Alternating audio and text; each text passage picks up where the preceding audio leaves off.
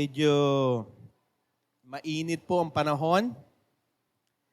Papasok na po ang summer, di po ba? Sabi mo sa tabi mo, masaya ako nakasama kita ngayong umaga. Sa likod din, sabihan mo, baka yung kamag-anak mo din yan, o kapatid mo lang yung katabi mo, sabi mo sa likod, masaya akong kasama kita ngayong umaga. Okay, bawal ang malungkot po dito. Okay? Kasiyahan po natin ang makakasama ang Panginoon sa pamamagitan ng kanyang mensahe. Praise God. Okay po? Napasok na po tayo sa ating serye na bagong itong April. For the last 2 months po, nagsimula po tayo sa pag-ibig. Sino po dito yung natuklasan na yung tunay na pag-ibig mula sa Diyos? Sino po dito? Amen. Praise God. For the 2 months po, ay pinahayag po sa atin ng Panginoon yung tunay na pag-ibig. Yung nagmulang pag-ibig sa Kanya. Na tunay na nabigay sa atin na hindi lamang kaalaman, kundi yung wake-up call talaga na, ay, ito pala ang tunay na pag-ibig mula sa Panginoon. At kayo po sa bagong serie po natin, kung saan ipakakikita sa atin ng Panginoon sa pamagitan ng kayong salita, yung kahalagaan ginawa ng ating Panginoon Kristo doon sa cross. Lalo na po tayo, papasok na po tayo noong April. Pag April na, papasok na, ay, ito na naman yung Lenten season. Sino po dito yung nagbabakasyon na?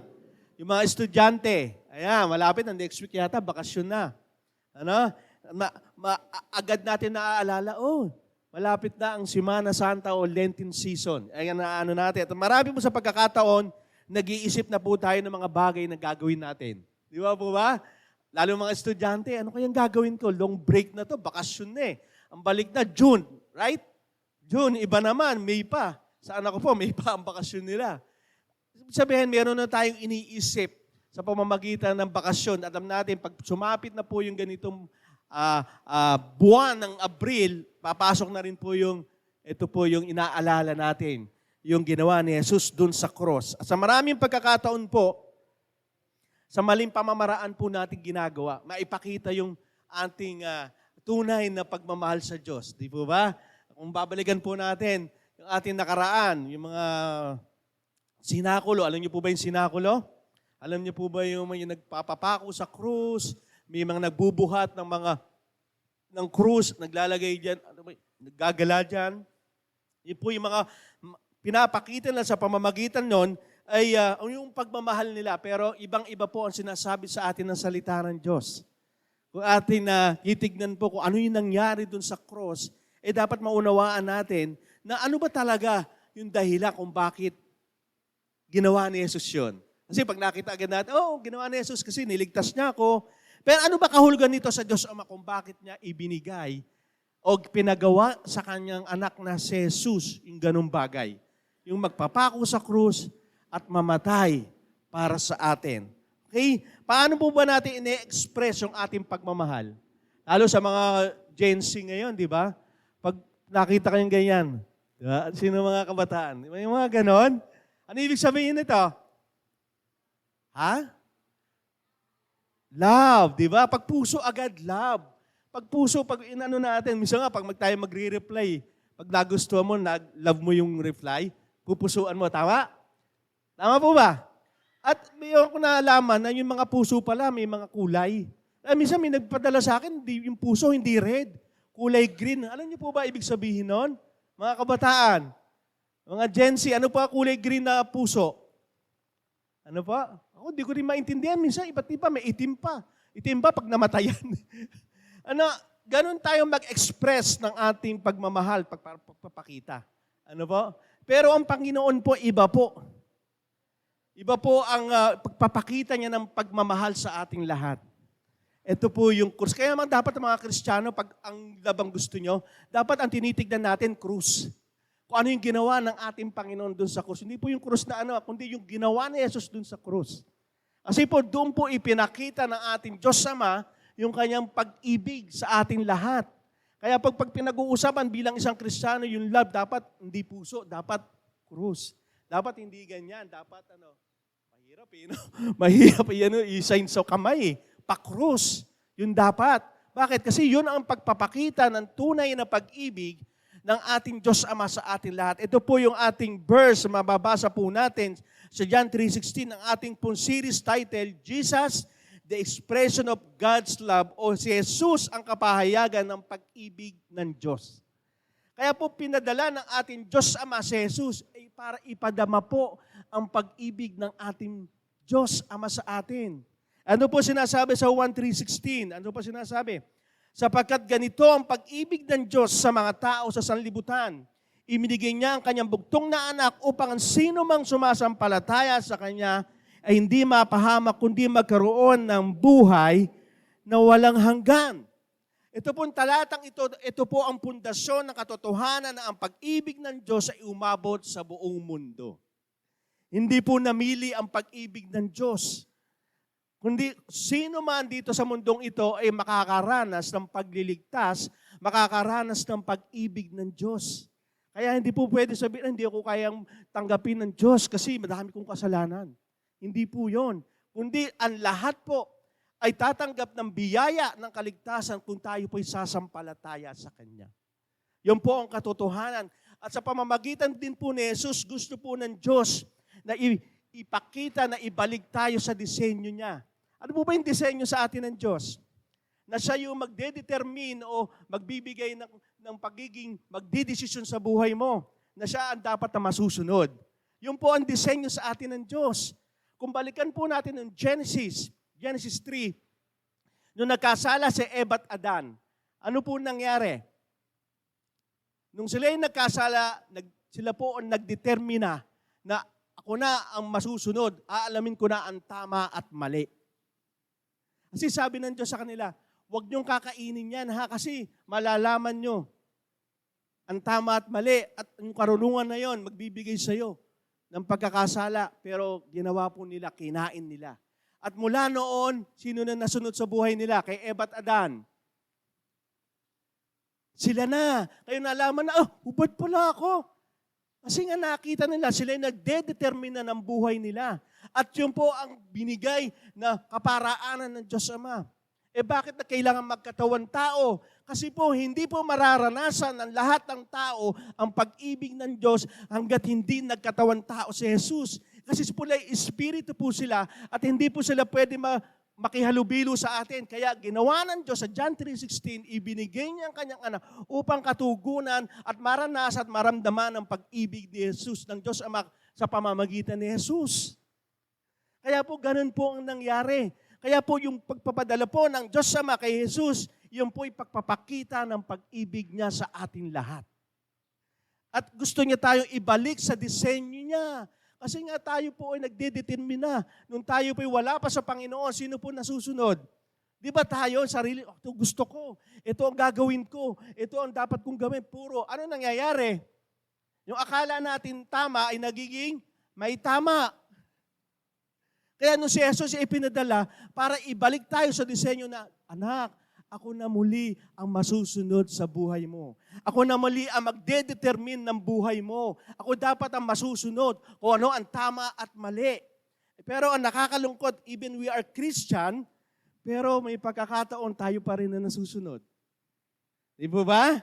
Tayo pa rin po ang nagbibigay ng pagdidikta sa buhay natin. Ang sakripisyo ni Jesus isang paraan kung saan ang sangkatauhan ay maliligtas. Yung kanina po kinanta natin, He is mighty to be saved. Yun po agad ang ipinakita sa atin ng Diyos Ama upang sa pamamagitan ng kanyang bugtong na anak, si Jesus sa buong mundo ay maligtas. Ibinabalik niya ulit sa disenyo niya. At ang kasalanan po, yun po ang nagbibigay sa atin upang tayo po ay lumayo sa Diyos. Kaya po tayo nung tinanggap natin ang ating Panginoong Hesus bilang Panginoon, di ba, may kasamang Panginoon, hindi lang tagapagligtas. Kasi yung Panginoon na yun, ibig sabihin siya ang magdedetermine sa buhay mo, hindi na ikaw ang masusunod. Tama po ba? Kaya nga, hindi lang po tagapagligtas. Kasi madalas, natanggap ko si Jesus bilang tagapagligtas, yung Panginoon nawawala. Kasi yun po ang katotohanan. Kaya pag-uusapan po natin ang kahalagahan ng pagdating ng ating Panginoon, kung saan hindi natin makikita ang pag-ibig ng Diyos kung hindi nakita natin si Jesus. Kaya every time na pinag-uusapan ng salitang pangalang Jesus, dapat ang pumapasok agad sa isipan natin ay pag-ibig ng Diyos Ama sa atin. Ang nakakalungkot, pag pinag-uusapan na, lalo pag Semana Santa, pag-uusapan si Jesus, yung ginawa niya, ano kaya, saan kaya maganda magbakasyon? Ganon. Ano ba yung gusto kong puntahan? Yung gusto kong nawawala yung tunay ng pangalang Jesus. Pag pinanggit ang Jesus, Lord, thank you. Yung pag-ibig mo. Di ba? Yan po ang dapat natin nakikita dahil sa pag-ibig ng Ama, sa lahat Kanya, ibinigay niya si Jesus, kaya dapat tayong magpasalamat. Dapat pag ganito, pag tayo po ay lalo papasok po lalo sa pag-aalala po sa Lenten season, sa pagginawa ni Jesus, dapat unang pumapasok sa atin, magpasalamat sa Diyos. Di po ba? Lord, thank you. Dahil sa ginawa ng aming Panginoon, nagkaroon kami ng kaligtasan, nagkaroon kami ng relasyon at muling binalik kami sa disenyo ng Panginoon. Kaya ang mensahe po natin ngayon, ibinigay ng Diyos, salamat sa Diyos dahil kay Jesus, thank God for Jesus. Ayan. Kaya po, binibigay po sa atin yung tamang pagtugon bilang mga Kristiyano, bilang mananampalataya, dapat ang unang tugon, Lord, thank you. Kasi pag pumapasok na ang Lenten season, wala na eh. Alam nyo, hindi nyo napapansin, magiging makasarili tayo. May reunion na. Sino po, di ba? May ganyan, may reunion din pagkatapos ng pagkabuhay. Nangyari po sa pamilya po ng misis ko yan, reunion. Lagi hindi nyo napapansin, makasarili. Nawawala talaga yung pagtugon na tunay na kung saan ay ibinibigay natin, itunutuon natin ang ating mata, ang ating sarili doon kay Jesus na pundasyon ng ating pananampalataya. Dapat nakatuon po doon. Nakakalungkot nga, sad to say, hindi po ganyan na nangyayari.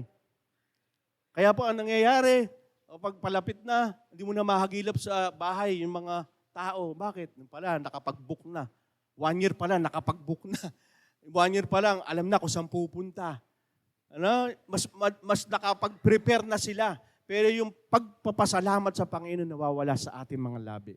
Kaya ang ganitong ating pagsasama, isa po itong pasasalamat sa Panginoon. Amen?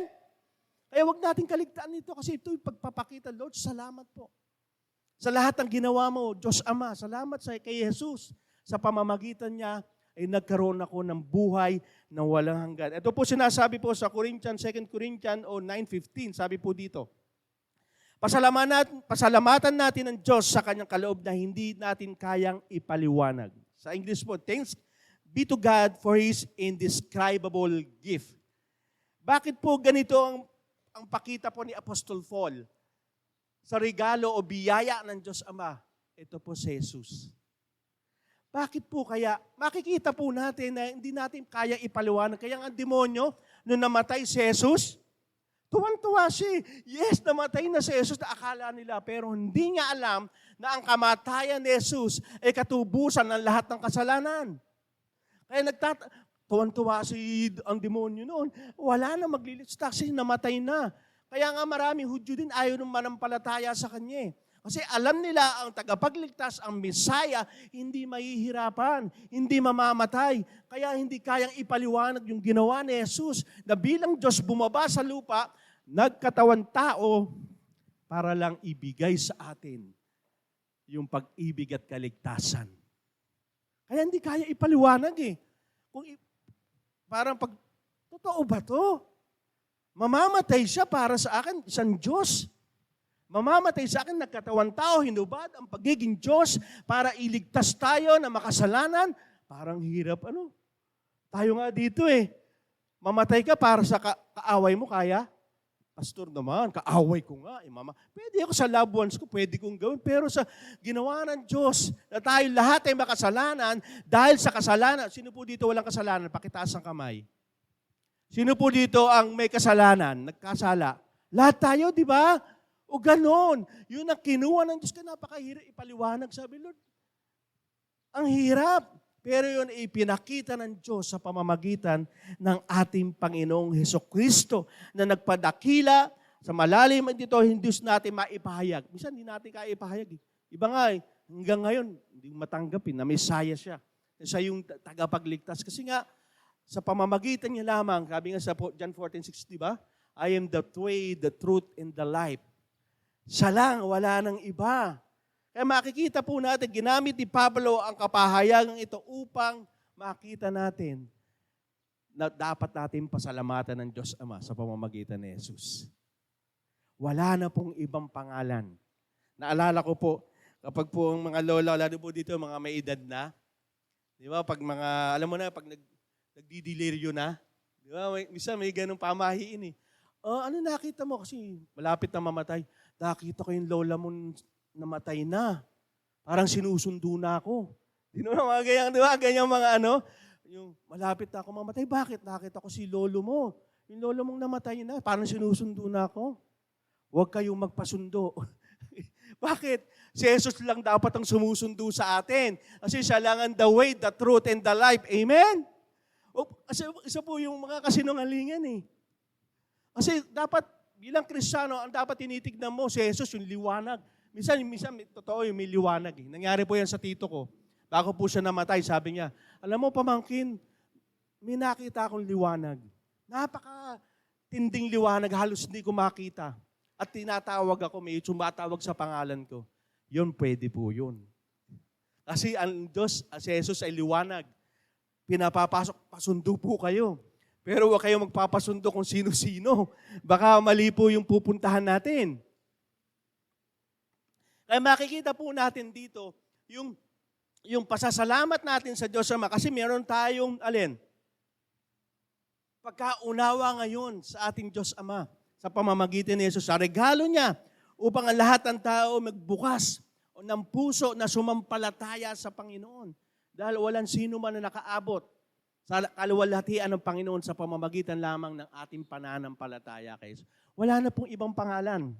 Huwag tayong ma-confuse, kasi marami po dyan lumalabas kung sino-sino mga pangalan. Si Jesus lamang po ang binigyan ng karapatan ng Diyos Ama upang maging daan patungo doon sa kalangitan. Kaya magpasalamat tayo sa Diyos Ama dahil ibinigay si Jesus upang magkaroon tayo ng buhay na walang hanggan. Amen? Amen. Kaya si Pablo isang mamamatay Kristiyano pero nabago dahil sa pag-ibig ng Diyos Ama. Kaya si Paul, nung sinulat niya itong 2 Corinthians, ganun na lamang. Kasi si Paul, siya yung kumukondina kay Jesus noon, nung nabubuhay pa si Jesus. Siya yung nagsasabi, huwag kayong sumampalataya kay Jesus. Si Esteban, pinapatay niya yan.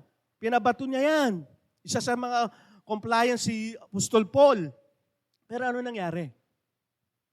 Bigla na lang, sa Damascus, nakakawal siya ng liwanag. Ano sabi niya? Sabi ni Jesus, bakit mo ko inuusig, Pablo? Saul pa pangalan niya kasi sakit sa ulo ni Jesus yan. Saul. Pero dahil sa biyaya ng Diyos Ama sa pamamagitan niya, sabi ko sa inyo, kahit sino ka man, mamamatay tao ka man, o ano man pinakamabigat na problema o ginawa mong pagkakasala, wala yan sa kaligtasan ibinigay ng Diyos para sa iyo. Amen? Kaya hindi mo pwedeng sabihin, Pastor, hindi ako pwedeng tanggapin ni Jesus ng ating Panginoon. Bakit? Ang dami kong kasalanan. Lahat na yata ng kasalanan nagawa ko, lahat na yata ng ayaw mong kasalanan nagawa ko. Hindi mo pwedeng sabihin yun. Sa John 3:16, sinabi na po yun. Kaya nga, kailangan natin magpasalamat sa Diyos Ama dahil sa pamamagitan ni Jesus, tayong lahat ay naligtas. Amen? Sino po dito niligtas ng Panginoon? Amen. Yun po ang katotohanan. Kaya dapat hindi po lumabas sa ating mga labi na hindi ka magpapasalamat sa Diyos Ama. Kasi sa pamamagitan niya, ibinigay ang ating tagapagligtas na si Jesus. Bakit kailangan natin magpasalamat? Unang-una, salamat sa pananampalataya at pag-ibig. Ayan po. Ano ba? Ayan po ang sinasabi sa Colossus 1:3-4. Lagi kami nagpapasalamat sa Diyos naman ng ating Panginoong Jesucristo. Sa tuwing nananalangin kami para sa inyo sapagkat nabalitaan namin ang pananampalataya niyo bilang mga anak kay Kristo Jesus at ang pag-ibig niyo sa lahat ng mga pinabanal ng Diyos.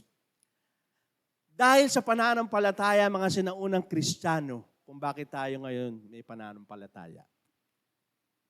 Kaya ganun na lang si Apostol po sa mga Colossians o Colossian, sa mga taga-Colosas. Kasi alam nila na sa pamamagitan ng ginawa ni Jesus, dun sa cross, yung pananampalatayang naibigay sa mga rami pa na taga-Colosas, yun ang nagbigay pa sa atin ng pag-ibig at pananampalataya. Kaya hindi po ako makapagbibigay ng kaligtasan na yon. Hindi po itong church na to. Hindi sino man dito makapagbibigay ng kaligtasan maliban lang kay Jesus. Bakit po kaya? Kaya pag ako po yung nagsasalita dito, huwag niyo po akong tingnan kasi po ako nagkakasala rin ako. Madi-disappoint po kayo sa akin. Ang church may nangyayari, hindi naman perfecto. Magkakasala pa rin, kaya huwag po kayong nakatingin. Kasi minsan magganyan. Ayoko na magpunta ng church. Kasi si pastor, ako yata pinatatamaan. Ang iyong salvation, ang iyong faith, i-base kay Christ, hindi po sa akin. Hindi po sa church, kundi kay Jesus lamang. Kaya yung pananampalataya na dapat mong pasalamatan ay kay Jesus. At ang pag-ibig na meron siya. Kaya nga, magmahalan kayo katulad ng pagmamahal ko sa inyo. Hindi yung pagmamahal ng sino man, kundi pagmamahal na galing sa Diyos upang kaya natin magmahal ng kaaway, ng mga toxic people na sinasabi nila. Yung mga tao hindi kaibig-ibig. Yan po. Bakit po kaya? Kasi nga yung pag-ibig na yan, na nanggaling sa ating pananampalataya, na simula pa lang ng mga Kristiyano noong mga lumang tipan hanggang sa bagong tipan, hanggang 2,000 years ago, yan ang nagpahiwatig na ang kanilang pananampalataya, ang pag-ibig na meron sila ay galing sa ating Panginoong Jesus. Hindi nyo ba napansin? Nung kayo tumanggap na sa ating Panginoong Kristo, nagkaroon kayo ng pakialam na? Di po ba? Dati wala, bahala ka sa buhay mo. Ganon. Pero nung ikay nanampalataya, concern ka na. Ay, naku, baka makaano ko ng kapwa ko. Sorry ha. Di ba, di ganun tayo? Sa kapitbahay natin, maging sa katabi mo. Di ba? Kung alam mo natutulog ka, kalibitin mo, natutulog ka na. Makinig ka. Nagkaroon tayo ng concern sa kapwa natin na dating wala tayong pag-ibig. Tayo nga dito, makakilala ba tayong lahat? Yung tayo hindi magkakilala, huyo ka, babahala ka. Pag natin sa kalsada, baka hindi mo pa pansinin. Diba? Kasi nga meron na tayong pag-ibig mula sa Panginoon, yan ang nagbigay sa atin kung paano tayo nagkaroon ng pananampalataya at pag-ibig sa Panginoon. Na kahit tayo ay nakakaranas ng mga pagsubok, kahit tayo nakakaranas sa buhay natin ng mga paghihirap, kaya natin magpuri sa Panginoon dahil ang ating pananampalataya ay nakabasa sa ating Panginoon na kahit may pagsubok ka, kaya mong isigaw ang papuri at pasasalamat sa Panginoon. Amen? Yun ang katotohanan. Kasi hindi tayo nakabase sa tao. Nakabase tayo kay Jesus na nagbibigay ng pananampalataya at pag-ibig. At ang pag-ibig na pananampalatayang iyan ay tunay na magbibigay sa atin ng katagumpayan. Na kahit mga kabataan, na kahit nakakabaksak kayo, kasi nakakaranas ng pagbaksak eh. Ayaw naman ng iba, it's better to cheat than to repeat. Ba, ganun naman ng iba. No, kung bumaksak ka, okay lang. Bakit? May sinasabi sa'yo si Lord. Huwag kang maging alin. Mangongopya. Basta sa susunod, magtiwala ka sa Panginoon, mag-aral ka. Kasi yun ang gusto ng Panginoon. Kasi marami pong hindi nag-aaral, nag-cheat. Pag nagkaroon ng hanap buhay, nagkaroon ng trabaho, nandun, dala-dala nila yung ganong masamang gawain. Eh si Lord hindi.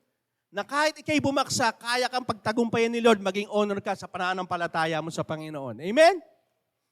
Nakala ngayon, mahirap, Lord. Ang hirap, wala akong naghihirap ako, kulang ang pera ko. Hindi. Yung pananampalataya mo, yung ituon mo yung mata mo sa ating Panginoon na sandigan ng iyong pananampalataya. Kasi itong mga nangyayari sa atin dito, panandalian lang to. Hindi ito magtatagal, sabi nga po yan sa Korinto. Ibig sabihin, ang pangmatagalan yung ating pananampalataya. At ang pananampalatayang ito ang magbibigay sa atin anuman ang yung kinaharap ngayon, may sakit ka ba, mayroon ka bang financial difficulty sa pag-aaral, sa relasyon, kayang tanggalin niya ng Panginoon. Yun ang kahalagahan ng pananampalataya ng isang tao.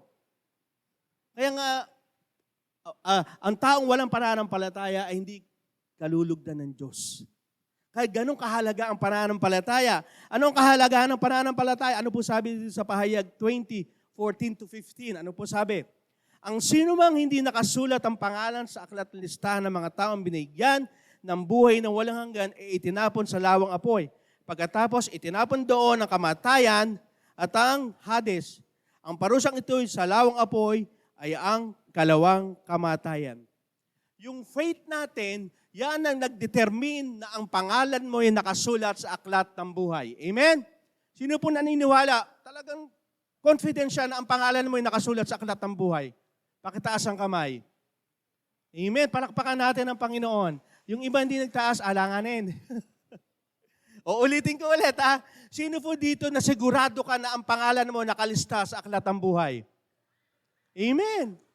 Kasi hindi po yon sa gawa nyo, kundi sa pananampalataya. Kasi ang ating Panginoong Hesus ang naging daan upang mapunta tayo doon saan? Sa heaven. Paano natin malalaman na nakasulat ang ating pangalan sa aklat ng buhay? Ano po sabi sa Juan 5:24? Para malaman natin, iba, hindi sigurado, hindi nagtaas eh. Ito po sabi, sinabi ko sa inyo ang totoo, ang sumusunod sa aking mga salita at sumasampalataya. Ano daw? Paano malalaman na nakalista ang iyong pangalan? Sumusunod sa aking mga salita at sumasampalataya sa nagsugo sa akin na may buhay na walang hanggan, sa ating Panginoong Hesus.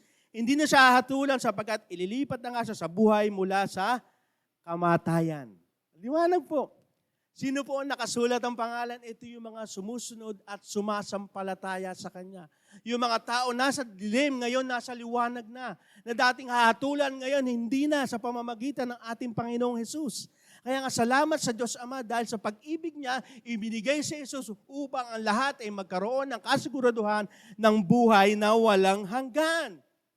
Amen? Paano po natin malalaman ang pag-ibig na yon ay tunay na nagbigay sa atin? Ano po sabi dito sa Juan 13:35? Kung nagmamahalan kayo, nalalaman ng lahat ng tao na mga tagasunod ko kayo. Kaya yun yung mensahe ng Panginoon last month eh.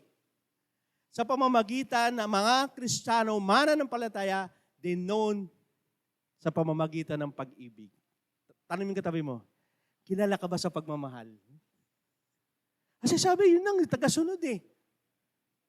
Yun po ang basihan ng ating pananampalataya. Basihan. Ikaw minsan ba, nasabi mo sa katabi mo, sis, brother, pinagpe-pray kita. Minsan nasabi niyo po ba yan? Minsan sumagip ba yung sa isip yung ako, ay pagpe-pray ko si pastor, baka nangihina katawan, baka may nararamdaman sa init ng panahon. Di ba? Minsan pinag-pray niyo ba ang bayan natin? Minsan ba pinag-pray niyo ba yung kapitbahay niyo kahit kayo inaalipusta? Minsan pinag-pray niyo ba yung anak niyo kahit kayong para kayong asod pusa? Di ba? Because Christians are known by love. Amen? Hindi pinag-uusapan dito kung ano yung nararamdaman mo. Ang pinag-uusapan dito kung yung pag-ibig ng Diyos na ibinigay niya sa iyo upang magmahal ka ng iba at malalaman na talagang followers to ni Christ. Kaya doon po natin makikita yung pag-ibig na kung saan mula sa Diyos, alintana, hindi alintana ang paghihirap. May kwento po ako. Meron pong isang matanda, hindi po siya lumiliban sa pagsisimba. Hindi siya uma-absent. Kahit siya po ay nasa 80 yata, 75 to 80 years old, masakit ang paa na eh. May ano na eh, may tawag dito. Rayuma na. Yun, may rayuma. Mga ganyan na siya. Eh, mabigat ang simbahan pa na second floor. Hindi mahirap na lalo. Hindi, talagang gaganyan siya. Talagang hindi siya pumapalya, hindi siya uma-absent sa pagsisimba. Kaya may nagtanong po, Lola, bakit po nagagawa niyo pa rin na magsimba kahit in spite na kayo po ay nakakaranas ng masakit ang paan niyo? Ano sabi niyo po? Kasi nauna yung puso ko, yung pagmamahal ko sa Diyos. Kapag nauna yung pag-ibig mo sa Diyos, susunod ang paa mo, buong katawan mo susunod para sumamba. Amen? Yun ang katotohanan. Kapag mahal mo ang Diyos, hindi alintana kung ikaw man ay nalulungkot o may nagdadaanan kang problema. Ang mahalaga yung pag-ibig mo sa Diyos. Yun ang hahatak sa buong katauhan mo upang sumamba, magpasalamat sa Panginoon. Amen? Sino nagmamahal sa Panginoon? Next week, walang a-absent, ha? Kasi kung talaga mahal natin ang Diyos, hindi alintana, init, ulan, o tinanghali ka ng gising, wala. Kasi yung pagmamahal na yon ang magtutulak sa iyo upang sumunod at sambahin at magpasalamat sa Panginoon. Wala kang problema. Kaya nga may kasabihan, pag gusto, may paraan. Pag ayaw, yan, di ba? Alam na alam nyo di ba? Ganon kasi. Yung pag-ibig na yan ang laglagay sa ating ng pag-asa. Salamat sa pag-asang inilagay ng Diyos. Ang sabi po sa Colossus 1:5-6, dahil umaasa kayo makakamtan ninyo ang mga nilaan para sa inyo sa langit, ang pag-asang tunay na inyong narinig nang ipangaral sa inyo ang balita ng katotohanan, ang magandang balita. At ang magandang balitang ito'y lumalaghanap at lumalago sa buong mundo. Katulad na nangyari sa inyo noong una ninyong marinig at maunawaan ang katotohanan tungkol sa biyaya ng Diyos. Dahil sa ating pananampalataya at pag-ibig sa Panginoon, nailagay po yung pag-asa. Ano po yung pag-asang yun? Kaya nga nakwento ko po kanina earlier, akala ng demonyo na namatay si Jesus, di ba? Wagi na ka, o namatay na yung tagapagligtas. Ito nangyari, in 3 days, nabuhay siyang muli. Patay ang demonyo. Ibig sabihin, nabuhay ang pag-asa sa ating lahat. Na ang si Jesus ay nabuhay, ang lahat ng sumasampalataya sa Kanya ay nagkaroon ng buhay na pag-asa na hindi na muling mamamatay. Hindi sabi hindi na muling mamamatay, ito po hindi ka na mapaparusahan. Hindi ka na maghihirap sa dagat-dagatang apoy.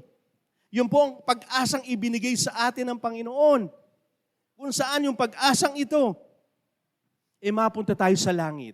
Sino po dito yung mga senior citizen na? Pakitaas ng kamay. Ayan. Yung iba, sabihin nyo na totoo, kilala ko kayo. Ano, di ba? Senior citizen na kayo, magiging 2 na ang citizenship nyo. Magiging citizen of heaven na kayo sa susunod. Amen? Yun ang katotohanan ng pag-asa na meron tayo. At maganda yung citizen of heaven, matindi doon. Hindi mo na kailangan pumila. Bigyan mo ko 20% discount sa gamot, sa pagkain. No. Doon wala nang gutom, wala nang sakit, wala nang paghihirap, wala nang init na nararamdaman natin. Kaya maganda maging mamamayan ka ng langit kasi bakit? Kasi doon itinalaga ang lahat ng sumasampalataya sa Kanya. Amen? Kaya masaya tayo, may pag-asa yung buhay natin. Pastor, ang init dito. Pastor, nakakaranas ako ng karamdaman. Huwag kang mag-alala. Kasi yung citizenship mo parating na. Ito yung sa langit. Una-una lang. Di ba? Lahat naman tayo darating dyan. Sinabi ng Panginoon niya, lahat itinadhana, lahat ay mamamatay. Pero ang kasiguraduhan na mapunta ka sa langit, isang buhay na pag-asa. Amen? Yun ang pag-asa natin. Na kahit nga tayo inaalipusta rito, na sinasabihan, para may sayad ka. Bakit? Kahit may problema ka, nakangiti ka. Okay lang, bakit? Kasi nakangiti ako, yung pag-asa ko buhay, na muling nabuhay ang aming Panginoong Kristo para sa akin at mapunta ako dun sa langit. Ay, mga senior citizen yan, ihanda nyo na yung may citizen of heaven pala tayo lahat. Amen? Yun ang katotohanan. Ang katotohanan, paano yun? Yung pala tayo ay may pag-asa na sa biyaya ng Panginoon, magpapatuloy ba ako sa pagkakasala? Kasi yan marami nagtanong kay Apostol Paul. Kung maraming biyaya ang Panginoon na may pag-asa na akong buhay, bakit kailangan ko nang gawin ang lahat? Ano po sinasabi dito sa Titus 3:5-7? Iniligtas niya tayo hindi dahil sa ating mabubuting gawa. Maliwanag po. Kundi dahil sa Kanyang awa, mercy. Iniligtas niya tayo sa pamamagitan ng banal na Espiritu na naghugas sa atin na nagbigay ng bagong buhay. Masaganang ibinigay sa atin ng Diyos ang banal na Espiritu sa pamamagitan ni Jesucristo na ating tagapagligtas upang sa Kanyang biyaya maituring tayo matuwid at makantam natin ang buhay na walang hanggan na ating inaasahan. Yan po yung pag-asa. Hindi po sa mabubuting gawa. Pastor, ang dami ko nagawa mabuti, ang dami kong tinulungan. Hindi, kundi sa awa ng Diyos. Ephesians 2:8-9. By His grace, we are saved. Saan? Sa pamamagitan ni Jesucristo. Wala po makapagsasabi dito na bagong buhay niya dahil sa sarili niyang gawa. Kasi ginawa ko na po yun eh. Ilang beses ako, sabi ko, gusto ko na mabago. Ayoko na ng buhay na ganito. 1 week lang. Balik na naman. Dito na. Sabi ko, gusto na. Umabot na ng 1 month. Lumala naman, sumunod. Kaya nung akin natagpuan na si Jesus ang talaga magbabago ng buhay ng tao, doon nagpatuloy yung pagbabago. Kaya I tell you, kung gusto mong mabago, huwag kang umalis sa pananampalataya mo kay Jesus. Magpabago ka. Kasi yan ang purpose ni Lord. Kaya ibinigay niya ang kanyang anak upang mabago ang buhay natin. Yan po ang dahilan upang magkaroon tayo ng alin? Na matuwid na pamumuhay at ang bagong buhay na yan sa pamamagitan ng ating Panginoon Kristo. Kaya nga sinasabi nga dito, edi kung ako naman ay ligtas na sa pamamagitan ni Jesus, gagawin ko na ba ang lahat? Ito po ang sagot ni Tito sa 3:8.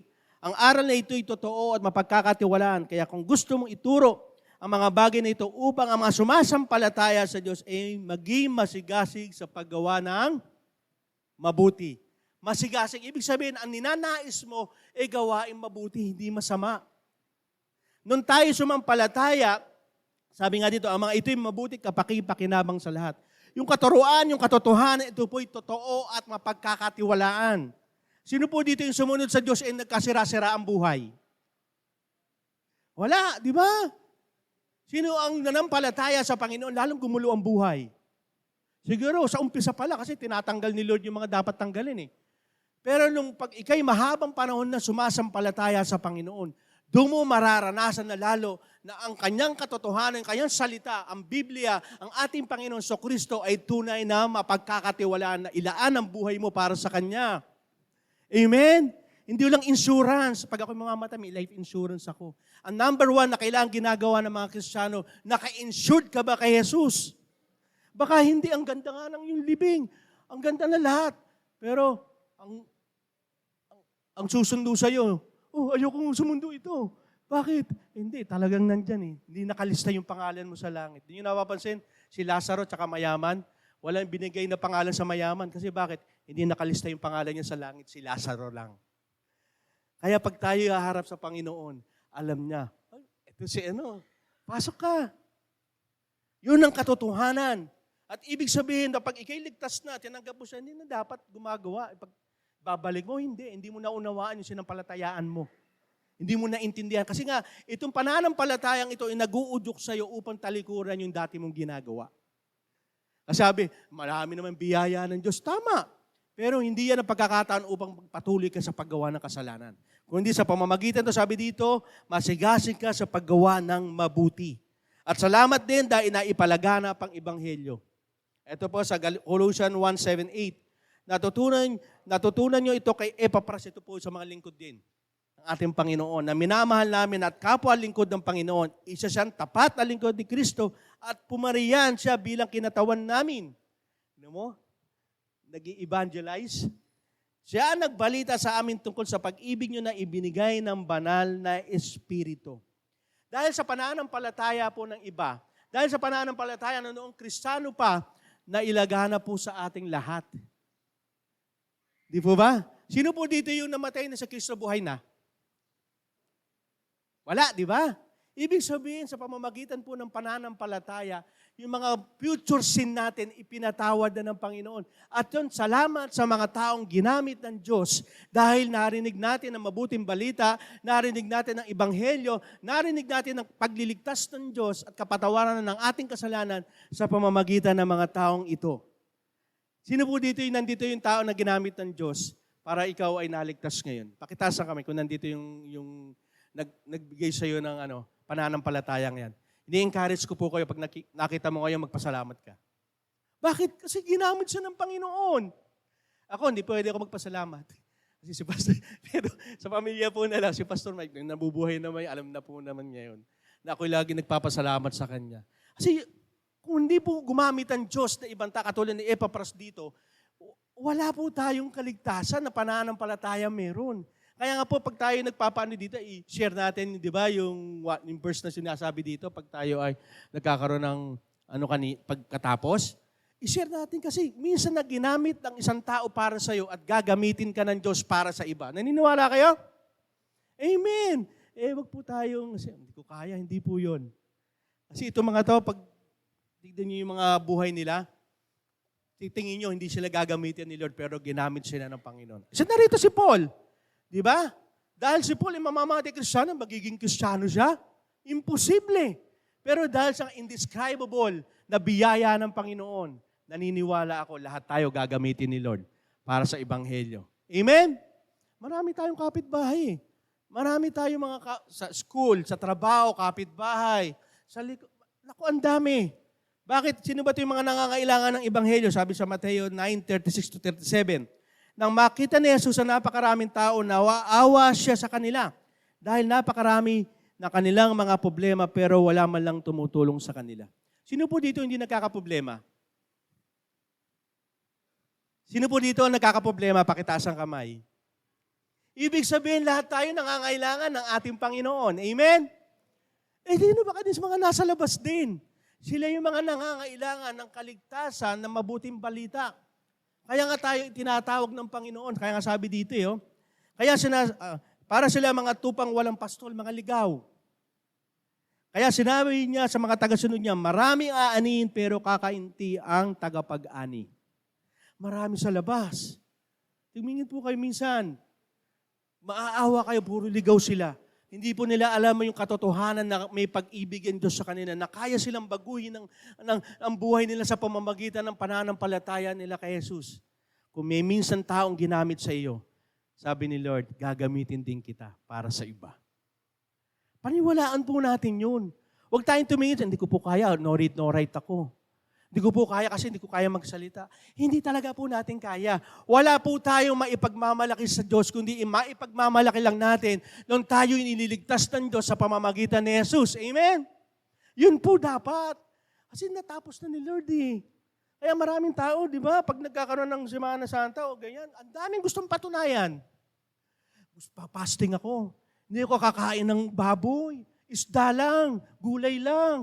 Pagkatapos naman ng Semana Santa, puro baboy naman ang kinain, high blood na. Kasi ang dami natin gustong patunayan. Pero sabi ni Lord, it is finished. Wala na dapat kayong patunayan. Ang kailangan nyo lang magpasalamat sa Diyos Ama patungkol kay Jesus dahil sa pananampalataya na meron na ibinigay sa atin ng Panginoon. Amen? Yun ang tunay na pananampalataya at pagpapasalamat sa Panginoon. Hindi mo na kailangan pa magpahirap. Baka magkakaroon pa, may mga ilan dito, baka sumama pa sa alay lakad. Minsan sumama po ako nun, sinumpa ko na po. Ang hirap pala, maglalakad ka, ang layo. Pabalik, walang masakyan.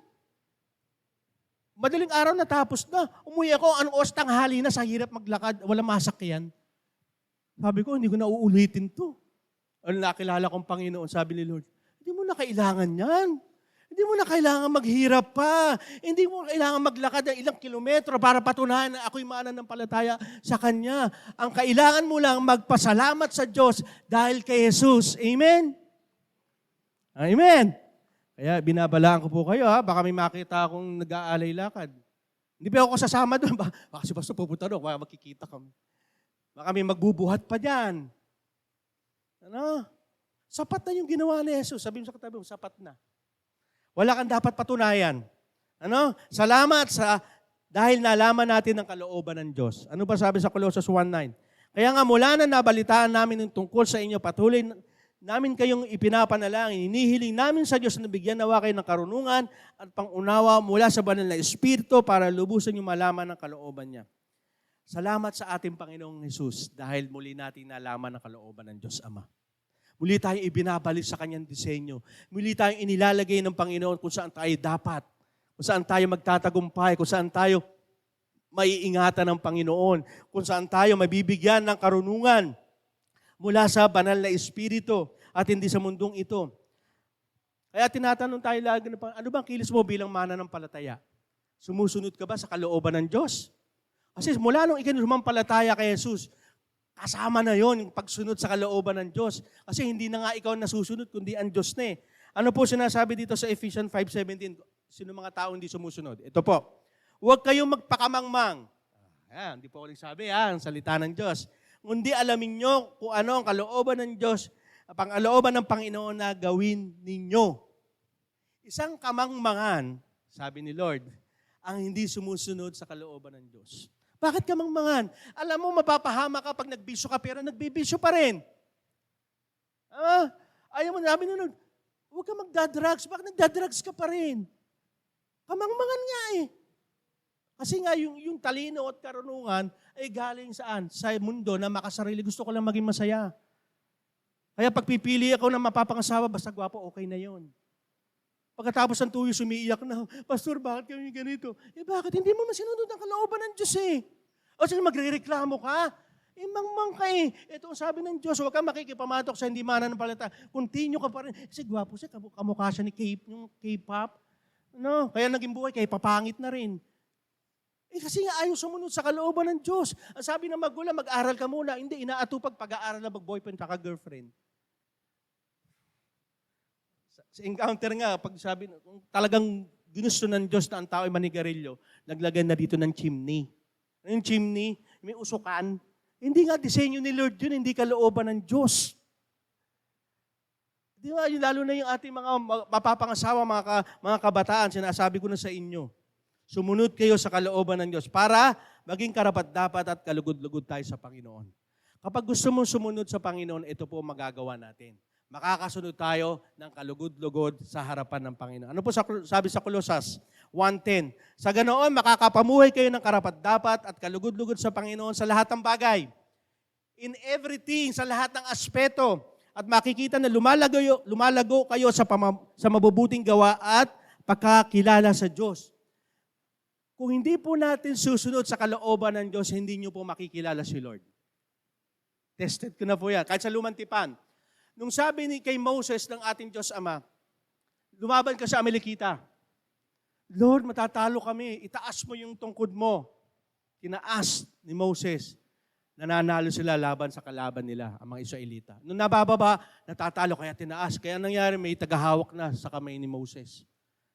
Kaya nung nangyari, nanalo sila, sabi ni Moses, "My Lord is my banner of victory." Kasi sumunod muna sa kalooban ng Diyos. Di ba si Abraham, sabi kay Abraham, pupunta ka roon sa pupunta mong lugar. Lord, ito yung aking negosyo. Ito yung aking lugar kung saan mayaman na ako. Hindi, sumunod ka doon. Pumunta ka roon. Anong ginawa ni Abraham? Sumunod siya. At nalaman niya, my God is my provider. Amen? Kung hindi ka susunod sa kalooban ng Diyos, hindi mo siya makikilala. Amen. Pastor, kasi wala nga po ako ngayon, kaya hindi ako magsisimba eh. Trabaho muna. Hindi mo makikilala na God will provide kung hindi ka susunod. Hindi ko po pwede, masakit ang ulo ko. Hindi ko po pwede sa aming TG, sa aming pagpunta sa church, masakit ang ulo. Hindi mo mararanasan ang kagalingan nga hindi ka susunod. Amen. Ang titigas sa ulo natin. Ang pagsunod sa Panginoon, sa kanyang kalooban, ay pagpapakita na mararanasan mo ang kung sino talaga siya. Kaya minsan tayo nagdududa, bakit? Hindi mo dinadanasan eh. Ay nakakalungkot, marami ko sana umayaw sa pagiging Kristiyano. Bakit po? Hindi nila naranasan ang kapangyarihan ng Diyos. Sino po dito nakaranasan ng kapangyarihan ng Diyos? Amen. Ibig sabihin nun, tested mo na si Lord. Kaya pag dumating sa ay hindi. Binigyan na ako ni Lord ng ganito eh. Hindi ka aalis. Kasi ang mga taong tumatalikod sa Panginoon, ito yung kulang sa karanasan sa kapangyarihan ng Diyos. Hindi mo siya kilala. Pag kilala mo ang Diyos, sabi nga kanya, He is mighty to be saved. Ililigtas ka niya. At sa pamamagitan din inyon, bibigyan tayo ng kalakasan at mapagtiis sa lahat ng bagay na may kagalakan. Kaya nga ang mga Kristiyano, ibang-iba eh. May mga pagsubok na, may mga sakit na, pero tuwan-tuwa pa rin. Kaya minsan nakakita mo parang may tama ito. Pero Kristiyano po yan. Bakit? Kasi nga kahit tayo po'y dumadanas ng pagsubok dahil sa ating pananampalataya at kay Jesus yung pag-ibig niya na ginawa ng ating Diyos Ama, talagang hindi mo kailangang malungkot. Dahil may Diyos ka eh. Di ba? Tested mo na eh. Kilala mo na siya. Parang naalala ko po yung asawa ko. Bumili po yan. Sabi, Daddy, ako na lang bibili. Paglabas niya, nagsabi sa akin, sabi sa akin doon sa labasan, wala daw tayong problema. Bakit? Kasi lagi daw tayong masaya. Kaya nga sabi nga, buti pa si Ate Jane. Si Jane kasi pangalan po yung tawag. Walang problema. Sabi niya, sino bang tao walang problema? May Diyos lang ako sa buhay, kaya yung problema nawawala. Amen? Yun ang katotohanan dahil sa pananampalataya natin sa Panginoon. Kaya natin maging malakas, kaya may kagalakan, at kaya na natin magtiis. Ano po sabi sa Colossus 1:11-12? Naway palakasin niya kayo sa pamamagitan ng dakila niyang kapangyarihan, sa kapangyarihan ng Diyos, para makatagal at makapagtiis kayo sa lahat ng bagay na may kagalakan. Kaya nga iba nga tayo eh. Nagtitiis ka, nakangiti. At sa trabaho mo, di ba, ayaw ng boss sa akin, okay lang. Kasi sabi ng Panginoon, sa Kanya ako maghahanap buhay, hindi sa tao. At ako'y inaalipusta ng ibang kapwa, mamahalin ko siya dahil mahal ako ng Diyos. Yun ang mahalaga, sabi dito. At makapagpasalamat din kayo sa Ama. Hindi pwedeng hindi tayo magpapasalamat. Ginawa niya kayong karapat-dapat ang makabahagi sa mga manahin ng mga pinabanal niya ang manang nasa kinaroroonan ng kaliwanagan. Yung kapangyarihan ng Diyos Ama na ginamit niya sa ating Panginoong Kristo, yun din ang kapangyarihan ibinigay sa ating lahat. Naniniwala kayo? Yung buong katotohanan. Kaya yung kapangyarihan na nakayang tiisin ni Jesus, yung anumang alipusta, anumang paghihirap, anumang pagtitiis, maging ang kanyang kamatayan, ay kanyang nagawa na may kagalakan. Bakit? Dahil yung kapangyarihan ng Diyos Ama, yun din ang ginagamit sa ating lahat. Kaya pag kayo nalulungkot, kayo may problema, huwag niyong gamitin ang sarili niyo. Yung, kaya ko to, iyak ka. Okay lang malungkot, pero huwag kayong magpasakop sa ganun eh. Ayaw mo nang kumain, ayaw ko na lumabas ng bahay. No. Yung kapangyarihan na ginamit noon kay Jesus, yan din ang kapangyarihan ibinigay sa atin upang magtagumpay tayo sa anumang paghihirap, magtitiis ka sa anumang pagsubok, magkaroon ka ng kagalakan sa lahat ng bagay. Amen? Hindi namimili sa lahat nga ng bagay. Kasi yung problema ng tao, no? Pinagpipilitan, kaya ko to, kaya ko to. Kaya nangyayari, wala.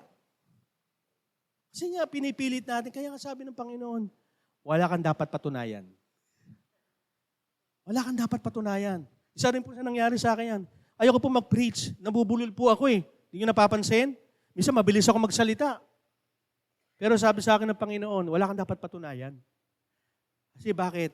Nung sumampalataya ka sa Panginoon, ang kapangyarihan na ang ginagamit mo, hindi na ikaw. Amen? Kaya pag tayo nag-share ng gospel, hindi ko kaya kasi mahina ako, hindi ko kaya, wala akong pinag-aralan. Hindi naman yung talino mo, hindi naman kakayahan mo ang gusto ng Diyos eh. Ang gusto ng Diyos, sumampalataya ka, magtiwala ka, at sasabihin sa'yo ni Lord, kaya mo yan dahil sa kapangyarihan ko. Amen? Kaya dito, kung kayo dito, Pastor, papasok, wala akong financial difficulty ako, huwag kang mag-alala. Bakit? Si Lord ang bahala sa'yo. Ang Diyos na nangyari kay Abraham, siya rin Diyos natin ngayon na magpo-provide ng lahat ng ating pangangailangan. Amen? Siya pa rin ang Diyos na hindi nagbabago. Kaya sa ating huli po sa atin sa Ephesians 1:19-20, sabi po dito, ipinapanalangin ko rin na malaman nyo ang napakadakilang kapangyarihan ng Diyos. Sabi nga dito ni Apostol Paul, naranasan niya yan para sa ating sumasampalataya sa Kanya. Lahat tayo sumasampalataya sa Panginoon. Ang kapangyarihan dito, ang ginamit niyang buhayan niya muli si Kristo at ang papaupuin sa kanyang kanan sa langit. Yung kapangyarihan ng Diyos Ama na binuhay si Jesus, yun din ang kapangyarihan na bubuhayin tayo ng Diyos sa huling araw. Lalo ngayon, nakikita natin yung mga sign ng mga pagdating ng ating Panginoon sa Kristo. Sino excited? Diba ako dati, ayokong dumating kasi nakakatakot eh. Pero hindi, bakit? Doon ko nalaman kasi sigurado ko eh. Na alam ko na susunduin ako ni Jesus. Na alam ko yung pangalan ko nakalista doon sa aklat ng buhay. Na darating yung panahon, yung kapangyarihan na muling pagkabuhay ni Jesus, yun din ang gagawin sa atin. Kung hindi man natin abutan yung pagbabalik ni Jesus, ang kasiguraduhan na tayo muling mabubuhay pang muli. Amen? Yon ang pananampalataya natin kay Jesus. Kaya nga sabi mo sa katabi mo, magpasalamat ka sa Diyos Ama. Amen. Yan ang katotohanan. Huwag natin mawala sa ating mga labi yung pasasalamat. Pag tayo nakaranas sa pagsubok, wala na. No. Hindi ang kapaghihatian, hindi ang, habi nga doon sa Hebreo, di ba? Hindi ang kamatayan na makapaghihiwalay sa pag-ibig ng Diyos sa atin. O, maging kamatayan na yan. Dahil ang ating Panginoon ay sapat na para tayo iligtas. Amen? Palakpakan natin ang Panginoon. Let us pray. Let's bow your head and close your eyes. Ama naming Diyos, tunay nga po, Panginoon, makakalimutin na ng mga tao. Pag natanggap na yung kaligtasan, pag nakakaroon mong pananagana sa biyaya mo, Panginoon, Lord, minsan, hindi lumumutawi sa amin ang pasasalamat. Kundi lagi namin iniisip ano yung makapapasaya sa amin. Ano yung gusto namin. Nawawala na naman yung determination na kayo ang dapat masunod, Panginoon. Hindi ang aming sarili. Lord, sa araw na ito, napapasukin namin, Panginoon, yung buwan, Lord God. Yung Lenten season. Kung saan inaalala namin, Panginoon, ang ginawa mo dun sa cross. Lord, itama niyo po ang aming paningin, Panginoon, yung aming isipan, yung aming puso, na hindi na kami ang nabubuhay sa sarili namin, kundi na kayo. Yung aming kaligayahan hindi na base sa aming personal, sa aming kagustuhan, kundi, Lord, ano yung nakalulugod sa inyo? Mahirap itong gawin, Panginoon, pero nagiging madali sapagkat kayo pa rin ang gagawa upang maisakatuparan ito. Lord, kayo ang maging kaligayahan namin, Panginoon. Kayo ang maging kagalakan namin. Upang sa lahat ng oras hindi kami magpapasalamat sa inyo. Na kahit kami ay humaharap ng pagsubok, kami humaharap ng mga difficulties o kailangan namin magtiis kung kami may karamdaman, kung may Panginoon, may magulong relasyon sa aming pamilya, yung nakakagulo mo, Panginoon, ang mundo, ang aming bayan. Pero Lord, mananatili kami panatag. Mananatili kami, Panginoon, still at peace, Panginoon. Sapagkat sapat kayo para hindi kami maging mapuno ng alalahanin, ng problema. Sapagkat ang nais mo sa amin, Panginoon, ay magpasalamat, magtiwala sa inyo, umasa sa inyo. Sapagkat alam namin na lahat ay nakikita mo, lahat ay naririnig mo, lahat ay alam mo ang nangyayari. You're in control, Panginoon. At minsan, Lord God, ginagawa namin Diyos ang aming sarili.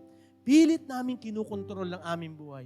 At sa pagkakasong ito, dinidesisyon po namin, Panginoon, na kayo po ang kumontrol ng buhay namin. Kayo ang manghuna sa aming pagdidesisyon, sa aming gawain, sa aming pag-iisip, Panginoon. Ito ba'y kalooban mo o hindi, Panginoon? Sapagkat mula nang tinanggap namin ang aming Panginoong Kristo bilang Panginoon na tagapagligtas, kayo na, Panginoon, ang nangunguna sa aming buhay. Kayo na dapat ang nasusunod. Kaya sa oras na ito, Panginoon, yung mga panalangin ng bawat isang naririto, we claim by faith, Lord. Papasalamat na kami. Ibinigay niyo na po ito, Panginoon. Kung kakaroon dito ng gusto ng healing, Lord, ibigay niyo po ito kanya.